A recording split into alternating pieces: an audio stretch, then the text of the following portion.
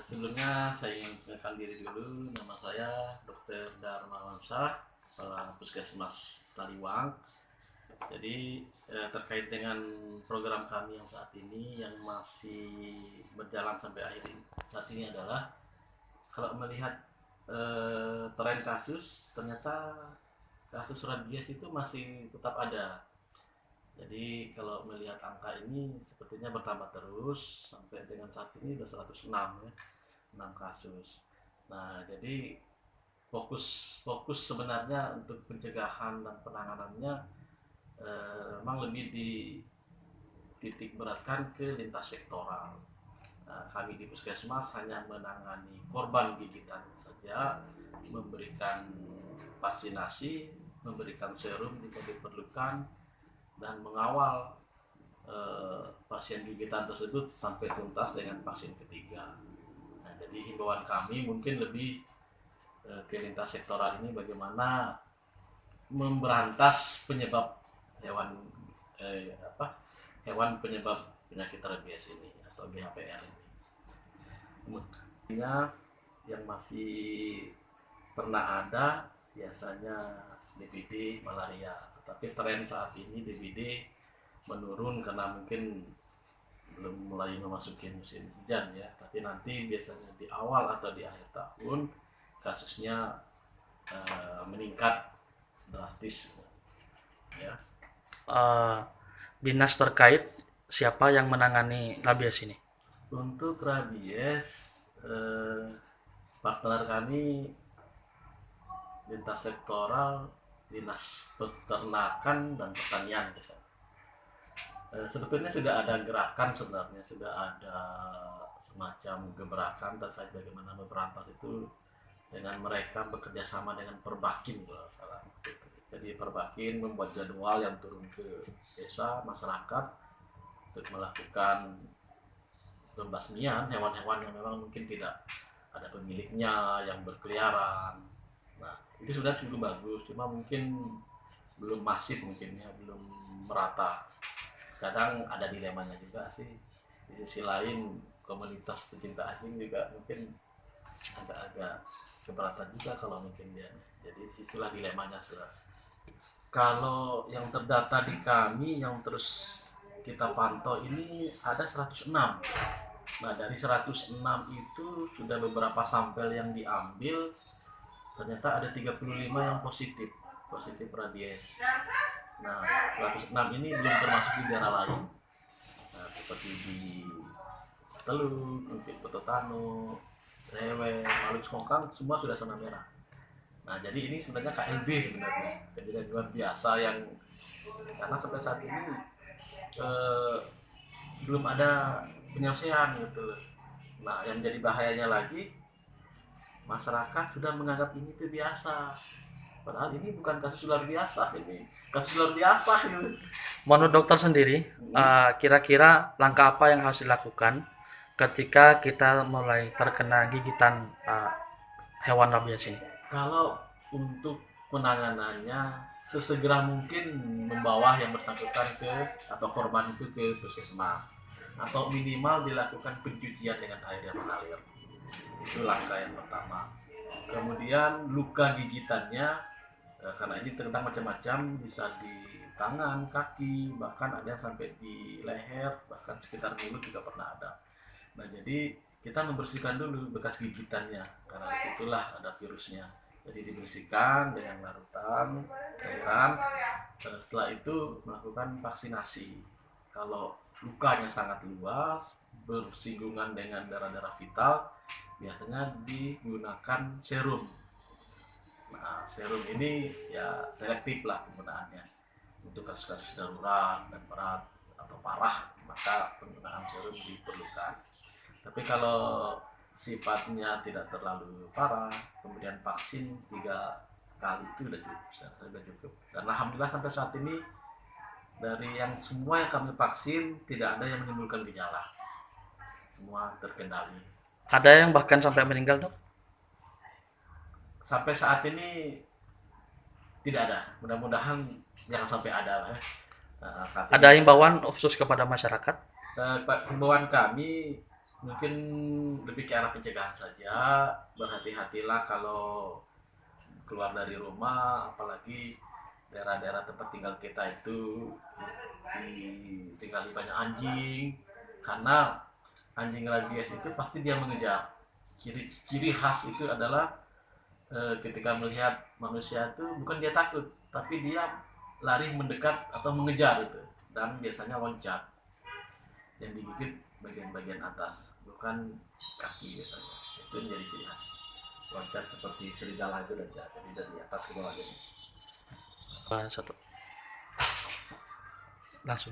untuk dinas kesehatan, terima kasih sudah menyiapkan sarana prasarana dalam penanganan rabies ini, terutama yang kami harapkan dan kami butuhkan saat ini ketersediaan vaksin untuk rabies ini. Jadi tapi alhamdulillah sampai saat ini kebutuhan masih terpenuhi ya. Mudah-mudahan seterusnya, karena kasus ini kita tidak tahu sampai berakhirnya sampai kapan, kita tetap disupport dan dukung terkait ketersediaan vaksinnya, ketersediaan vaksin COVID ya.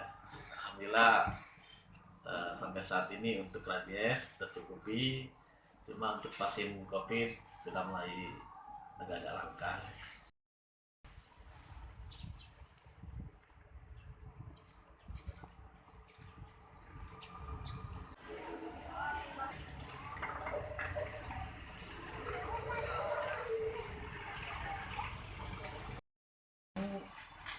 Kalau di KSB kita anggap kejadian luar biasa gitu, karena memang sudah mengkhawatirkan. Yang kenapa kita anggap mengkhawatirkan itu karena ini bisa menyebabkan kerugian atau kematian bagi manusia.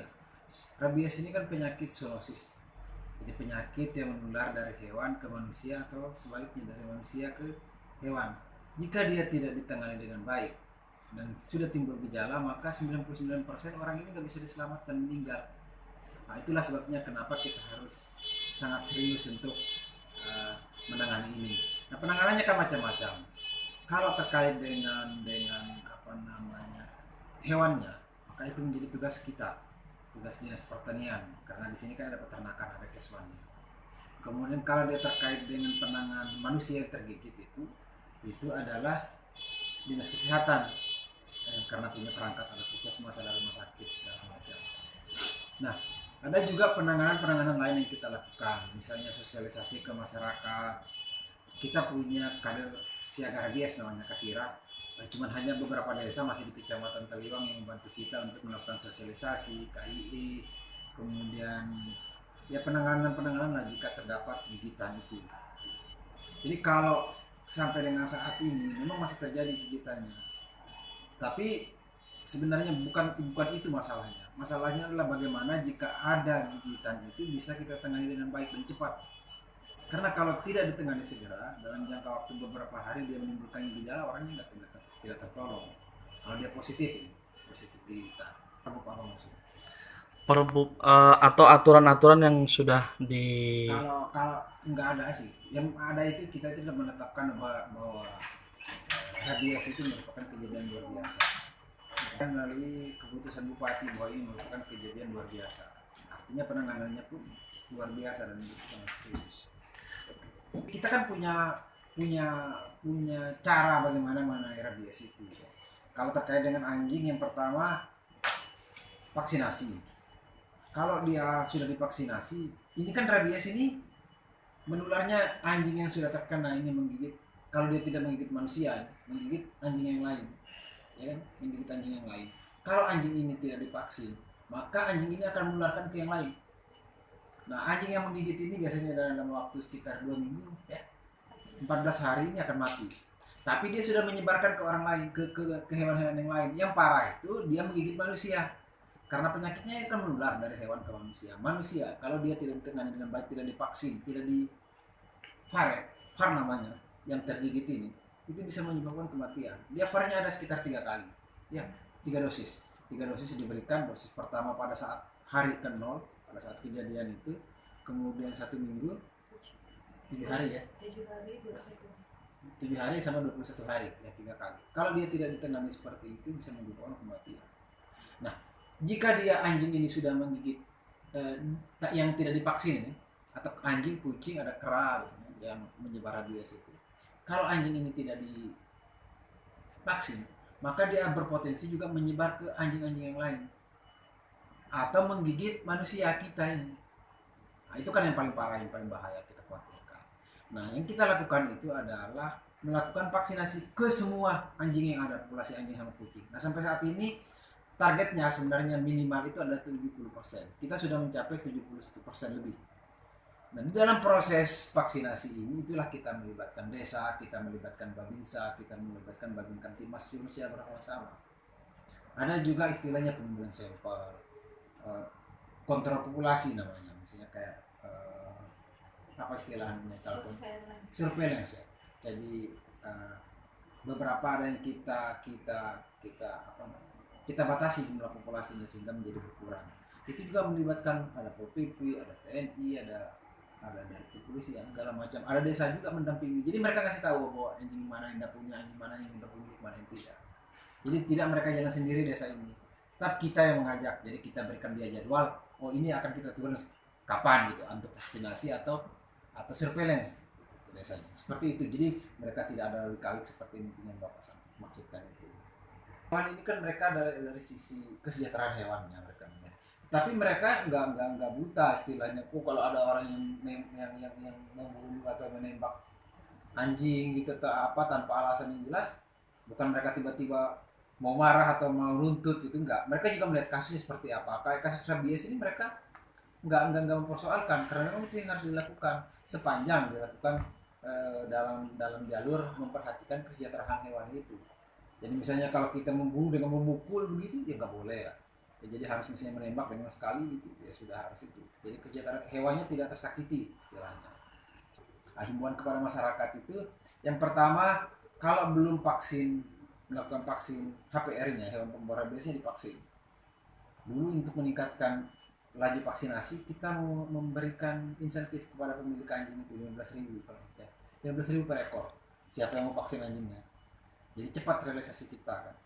Cepat. Kemudian yang kedua, jika terkena gigitan segera datang ke puskesmas, lapor bahwa saya digigit, mereka akan memberikan vaksinasi di hari ke-0 itu, jangan ditunda.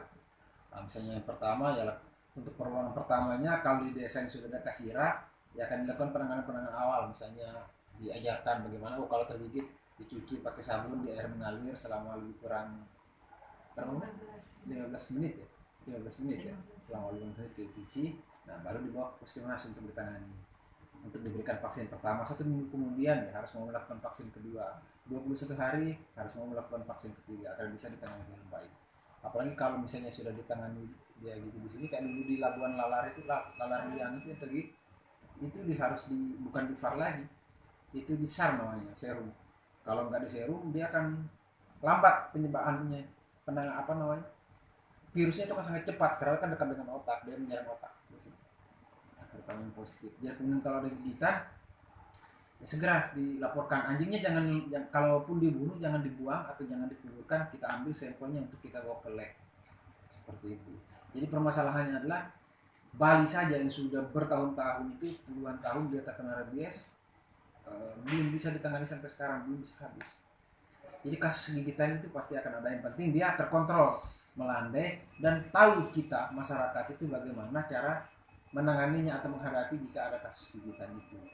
Ya sama lah dengan COVID kan, tidak menafsirkan. Tapi kalau kita kan sudah tahu, kita sudah divaksin, kalau misalnya kita punya gejala kita pakai masker atau kita mendatangi puskesmas.